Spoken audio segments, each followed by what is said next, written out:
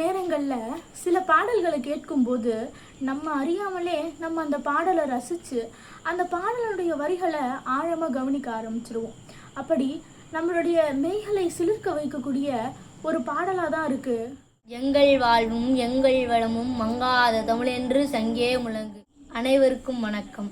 ஓவியாவின் தமிழ் பேச்சு வலையொலி தளத்தில் மாணவர்கள் தமிழ் சங்கம் நடத்தும் இன்றைய பகிர்வு நிகழ்வின் மூலம் உங்களுடன் இணைவது சைமன் ராக் மற்றும் ஓவியா. அந்த பாடலை எழுதியவர் பாவேந்தர் பாரதிதாசன். 1891ஆம் ஆண்டு 4ஆம் மாதம் 29ஆம் புதுச்சேரி மாவட்டத்தில் கனக சபாபதி லட்சுமி அம்மாள் தம்பதியருக்கு மகனா பிறக்கிறாரு. இளம் வயதிலேயே கவிதையின் மீதும் தமிழின் மீதும் ஆர்வம் கொண்ட பாரதிதாசன் 14 வயதிலேயே கவிதை எழுத தொடங்குறாரு. இளமை பருவத்தில் மிகுந்த பக்தி உடையவரான இவர் முருகன் பாடல்களை எழுதுவதில் அதிக ஈடுபாடு காமிக்கிறாரு. 1980 புதுச்சேரியில் ஒரு திருமணத்திற்காக பாரதிதாசன் போறாரு. அங்கே பாரதியார் இருக்கிறாருன்னே தெரியாமல் பாரதியாருடைய பாடலை பாரதிதாசன் பாடுறாரு. கொள்ளை ஏற்பட்ட நட்பு தான் பாரதியார் இறந்த பிறகு உபரத்தினம் என்கிற பெயரை பாரதிதாசன் மாற்றுவதற்கு இது காரணமாச்சு. அப்படி பாரதியாருடைய இறப்புக்கு பின்பு பெரியார், மறைமலை அடிகளார் போன்றவருடைய எழுத்துக்களாலும் கருத்துக்களாலும் பாரதிதாசன் இழுக்கப்படுறாரு.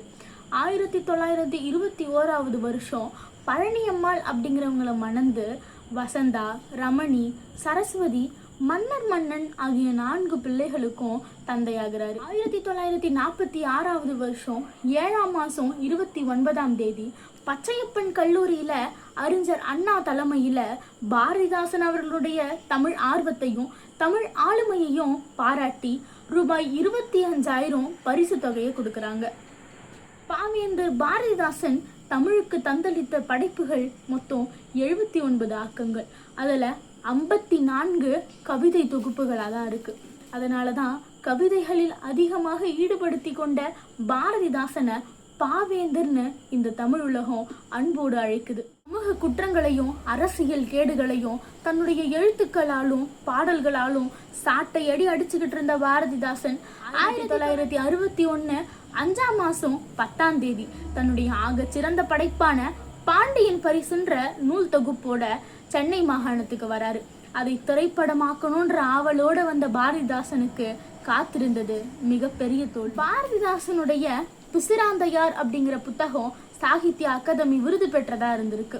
இப்படி தமிழர்களுக்கும் தமிழுக்கும் தொண்டாற்றி தமிழர்களுடைய நெஞ்சில் இன்றும் வாழ்ந்து கொண்டிருக்கக்கூடிய பாரதிதாசன் 1964ஆவது வருஷம் 4ஆம் மாதம் 21ஆம் சென்னை அரசு பொது மருத்துவமனையில் சரியா காலையில் 8:10 மணிக்கு தன்னுடைய உயிரை விடுறார். எத்தனையோ தமிழறிஞர்கள் தோன்றி மறைந்த இந்த தமிழ் உலகத்தில் இவருடைய பாடல்கள் இன்னும் உயிர்ப்புடன் தான் இருக்குது.